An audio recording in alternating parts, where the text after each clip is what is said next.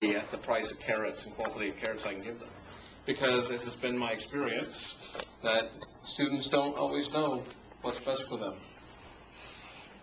For example, I believe you're all required to take this class to graduate. But left to your own devices, you might say, I don't want to take ethics. Holy cow, it's going to make me think about right and wrong and my behavior and do some introspection and think about choices I've made in my life and how I'm going to live my life in the future. That could be a lot of work, and it might make me feel bad for past mistakes. So I'd much rather take sailing or bowling or shop if we had such things. But in the end, in the final analysis, this is needful for a capstone of your education. I mean, this hopefully is tying it all together for you to help you apply what you've learned for the rest of your lives. Same thing. I mean, if you're required, as a Bible major or a classical studies major or something like studying Greek or Latin, that may seem incredibly painful, and you would never do it if left to your own devices because it's so difficult. But that difficulty lays the foundation for you to study the rest of your discipline. Without that groundwork, I mean, you wouldn't have the tools you needed to study to the depth you needed to study. The same like English. Who likes taking basic English or math? I guess English and math majors. But besides them, it seems heinous to us. But without the basics of English and math, how are you even going to write papers for my class? Or balance your checkbook, or those sorts of things. You people probably don't even do checks anymore, do you? No. Thing of the past.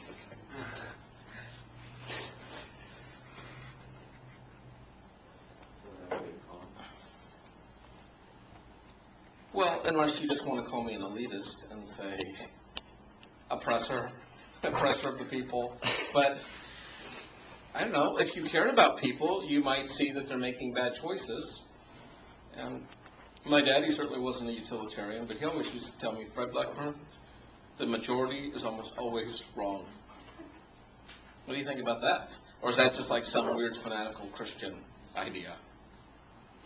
Or do you find that to be the case? The majority is usually easily swayed, a bunch of sheep, and they usually make poor choices. Kind of like that mob mentality. It's the rare, the few, the exceptional that are making the good choices, not the majority. Well, you can think about that for yourself if you think that's true or not. I tend to think that's probably a true statement. When I see a majority of people flocking to something or embracing something, I usually start backing away as quickly as possible. I just assume bad things are about to happen. Although there is the exception. Like if you're walking in the woods and all the animals and all the other hikers are running the other way as fast as they possibly can, and you're just walking calmly, whistling, enjoying the day, the sun on your face, it may be you that has misperceived the situation. Okay, so there is that to take into account. Sometimes you want to follow the majority. Any other pros or cons? There's no absolutes. Everything's subject to change. Is that a pro? I'd say it's a con. It would be nice if there were no absolutes, so wouldn't there, in a way? You can't logically reason what would be the best if everything's subject to change, though. You might choose one thing's the best based off of consequences, like with the fertilizer, and then find out later on you're wrong and you have to go back and change without absolutes. Or if you had an absolute, thou shalt never use DDT, then you're good. Then you have the choice to obey or disobey, but you at least have an absolute command. Okay. So you see that as a con. You want some absolutes. Okay, I'll just put it's like two relative. Oh, sorry. That must have been my postmodernism coming out. Thought that was a pro.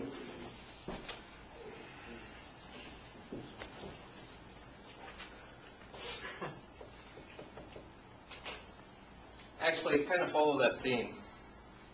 To me, the greatest con isn't even up here yet. You can literally justify anything. this is another problem. This being a reason-based theory, it's subject to rationalization. And if you think about something long enough, you would be amazed what you could justify using utilitarianism.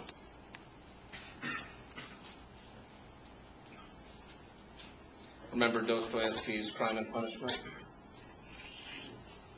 The young student, struggling student, reasoned in his head that that old woman with all that money, who was stingy and wasn't sharing, wasn't helping anyone, didn't deserve that money.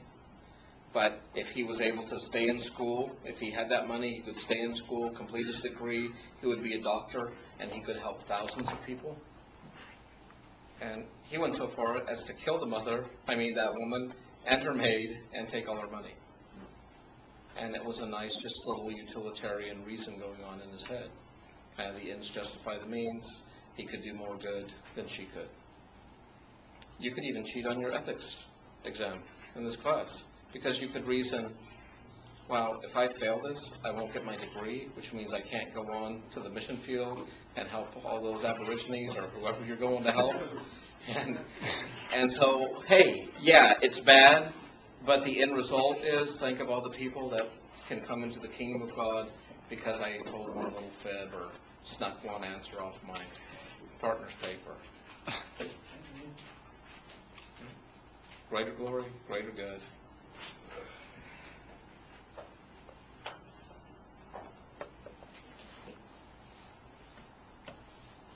Any other pros or cons? Is that enough for you?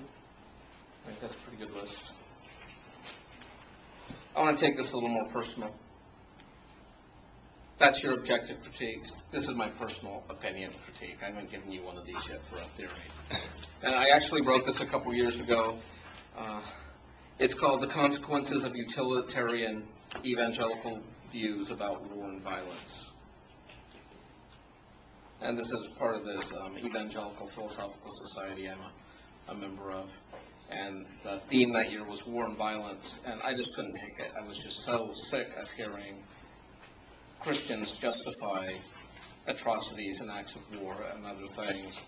And it wasn't from the Bible. It wasn't like quoting a verse like, God told us to go invade Iraq or Afghanistan or something like that. It was all about the ends justify the means. And a lot of it was just pure retribution. They did bad things to us, we're going to do bad things to them. They took out 2 towers, we're going to take out 2 governments. That kind of mentality. Don't mess with us.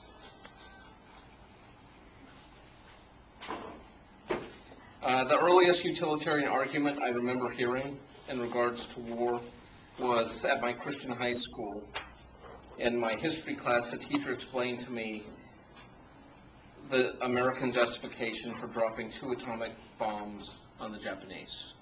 Has anyone heard the justification of why we dropped atomic bombs? What are they, or were they? It will cost us more soldiers and troops to stage a normal invasion. Right. Loss of life.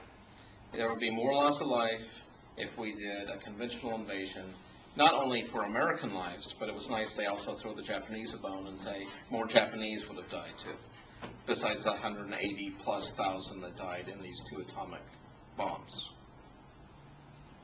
That is a pure utilitarian justification.